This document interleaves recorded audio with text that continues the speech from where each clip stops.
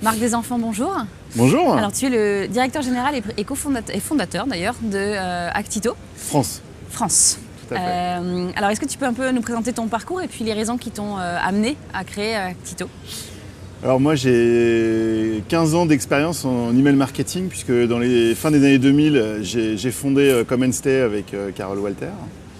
Et donc pendant 15 ans on a amorcé ce marché, puis c'est un marché qui s'est beaucoup développé. Et sur les dernières années, je me suis retrouvé confronté au fait de chercher des technos qui permettaient de faire de la gestion de parcours client de manière personnalisée, segmentée. Et en fait, on était confronté à un choix qui était soit des très grosses solutions un peu Rolls-Royce, mais très chères, très lourdes, ou des solutions de routage email simples à utiliser, mais limitées. Et il se trouve qu'il y a 3 ans, j'ai croisé la route d'une boîte belge qui s'appelle donc Actito, qui n'existait pas sur le marché français. Et ça a été une belle rencontre en fait avec ses fondateurs. Et je me suis associé avec eux pour créer la filiale Actito France, que j'ai ouverte donc il y a 2 ans, et qui connaît un très fort développement depuis. Alors quel est le positionnement d'Actito? Donc Actito, c'est un éditeur de logiciels de marketing automation en mode SaaS, et qui a un positionnement sur l'agilité et la combinaison d'une grande puissance sous le capot, en back-office, et une grande simplicité d'utilisation dans le poste de conduite. Côté client, d'accord. Voilà, pour le client, nous ce qu'on pense, c'est qu'il n'y a pas de fatalité pour un marketeur de devoir passer beaucoup de temps à faire de la mise en œuvre technique. Nous, on est là pour libérer les énergies créatives des marketeurs. On est là pour qu'ils créent, pour qu'ils mesurent les performances de ce qu'ils font, mais on n'est pas là pour qu'ils règlent, freiné, voilà, ouais, pour qu'ils soient avec un boulet au pied en technologie. Donc plus la technologie est simple, en façade, mieux c'est pour nous. D'accord. Et alors, est-ce qu'il faut des prérequis pour travailler avec Actito? Est-ce que vous avez tout type de clients? Alors les prérequis, c'est qu'il faut avoir une composante CRM importante dans son business. Évidemment, des business qui sont juste en phase d'émergence sont plus dans une logique d'acquisition. Nous, on va être plus dans une logique de fidélisation. D'accord. Voilà. Notre positionnement, c'est le mid-market. C'est-à-dire qu'on ne va pas taper sur les très gros comptes qui sont les grosses banques, etc. On ne va pas non plus servir les TPE. Donc on est, je dirais, sur un mid-market, c'est-à-dire des gens qui ont des bases de données avec 100 000 jusqu'à 5 millions de contacts. Très clair. Et alors, par contre, en termes de secteur d'activité, vous avez plein de secteurs d'être très différents. Oui, effectivement, on a beaucoup de secteurs. On fait du caritatif, du média, du retail, de l'automobile, de la banque. Pourquoi? Parce qu'Actito, à la base, est une solution très adaptable. D'accord. Alors, on a développé des verticaux, donc on a un Actito Retail, on a un Actito Charities, etc. Mais Actito, le moteur d'Actito est très adaptable et peut donc servir tout type d'activité. D'accord. Est-ce que tu as un petit cas client à nous présenter ou une problématique à laquelle vous avez répondu chez Actito? Bien sûr, aujourd'hui on a 200 clients actifs, il faut le savoir, globalement, et on en a démarré 30 depuis 2 ans en France. Donc on est parti de zéro, on a aujourd'hui 30 clients. Et déjà d'une manière générale, je suis très fier d'avoir aujourd'hui un feedback après 1 ou 2 ans d'utilisation d'Actito.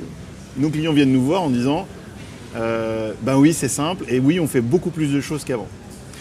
Un exemple que j'ai en tête, c'est un des premiers à nous avoir suivis en 2014, qui est un groupe immobilier dans le Nord qui s'appelle Sergic, qui gère un pool d'immeubles avec des propriétaires, des locataires, et qui a donc besoin de faire beaucoup de marketing relationnel pour promouvoir ses services, mais aussi tout simplement pour avoir un suivi du cycle de vie des clients, mais avec des parcours complètement différents. Évidemment, entre un propriétaire et un locataire, c'est pas du tout la même chose. Entre B2B et B2C, c'est pas du tout la même chose non plus. Et ils ont implémenté Actito donc, fin 2014. Et aujourd'hui, ils me disent que leurs agences locales leur demandent de plus en plus de marketing relationnel, ce qu'ils ne faisaient pas du tout avant. Tout simplement parce qu'ils se sont rendus compte qu'avec Actito, ils pouvaient faire des choses, ils pouvaient aller beaucoup plus loin en termes de personnalisation et en termes de suivi des parcours à un niveau le plus fin possible. Et donc ça leur permet d'augmenter l'engagement vis-à-vis de leurs clients, que ce soit encore une fois les propriétaires ou les locataires, et donc d'améliorer globalement la perception de qualité de service. Et ils ont des ROI très précis sur ce qu'ils mettent en place? Alors la qualité de service dans l'immobilier, ça se mesure sur à long terme. le long terme. Évidemment que le fait qu'un propriétaire ou un locataire soit plus satisfait de la relation avec son gestionnaire, c'est quelque chose qui se mesurera au moment des renouvellements, des contrats, etc. Mais déjà, ce qu'ils voient, c'est qu'ils ont réussi à faire baisser les retards de paiement sur les locataires parce qu'ils ont mis en place des boucles relationnelles qui permettent d'anticiper le règlement des loyers et d'avoir des actions très ponctuelles sur les locataires qui avaient un comportement plutôt de paiement en retard. Donc c'est plus fluide. Voilà. D'accord. Et alors l'agilité d'Actito se reflète aussi dans vos développements, vos innovations, vos projets et votre actualité. Alors je crois qu'il y a une belle actu qui est arrivée. Eh oui, on a eu une belle actu pas plus tard qu'hier soir puisqu'on a remporté le trophée Vénus sur le salon dans la catégorie CRM. Félicitations. Merci. Avec une innovation qui s'appelle Stand Up. D'accord. En 2 mots, c'est un principe qui est très simple, qui renouvelle complètement l'email marketing en fait. C'est-à-dire que grâce à cette innovation, on arrive à avoir des taux d'ouverture extrêmement élevés sur des populations qui n'ouvraient plus les emails de nos clients. Comment on fait? Tout simplement en utilisant le timing parfait. On envoie l'email au destinataire au moment précis où ce destinataire se connecte à Internet. Et donc la conséquence elle est immédiate, c'est qu'au moment où vous vous connectez, vous avez l'email qui arrive, vous avez une notification, et puis l'email en question il est en tête de liste de la boîte mail, donc vous allez mécaniquement l'ouvrir et regarder et vous intéresser, alors que jusqu'à présent l'email il était un peu au fond de votre boîte mail. Voilà. Et donc ça fait augmenter les performances de 10 à 15 points au niveau des taux d'ouverture. C'est déjà implémenté? On a bêta-testé depuis le mois de novembre, avec des clients comme la Grande Récré, comme Caisse d'Épargne, Banque Populaire, comme Pichet Immobilier, comme Géo, la newsletter média du groupe Prisma. Et à chaque fois, les résultats sont impressionnants. 15, 20, 30% d'ouverture sur des gens qui jusque-là n'ouvraient plus les emails. Donc on a complètement renouvelé le secteur avec ça. Bravo, très bien, très beau, très belle aventure. Alors, on a beaucoup parlé sur ce salon de data, évidemment de CRM, de personnalisation, etc. On oublie que parfois, il y a quand même au bout de tout ça un client, un individu qui a des données personnelles. Ta vision sur justement tout ce qui est data privacy, quelle est-elle?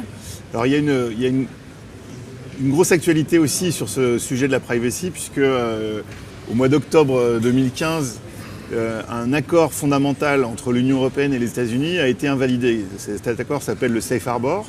Et en fait, aujourd'hui, de fait, il empêche les sociétés européennes de transmettre à des sociétés américaines les données personnelles de leurs clients. Donc ça pose évidemment beaucoup de questions sur le marché. Il est clair qu'il y a un moment donné où il faudra que les législations européennes et américaines s'uniformisent, mais de fait aujourd'hui, pour une société européenne, transmettre les données de ses consommateurs sur des serveurs dont la propriété est américaine, même si le serveur est implanté en Europe, c'est problématique et c'est une faille. Alors évidemment, nous, en tant que société européenne, notre vision, c'est tout simplement de dire que l'ensemble de nos activités se situe sur le territoire de l'Europe et que donc on est 100% compliant avec la directive européenne. D'accord. Et je dirais dans une période de flou juridique, ça permet à nos clients de minimiser les risques sur cet aspect privacy. D'accord. Marc Desenfants, merci beaucoup. Merci très bonne journée. Merci.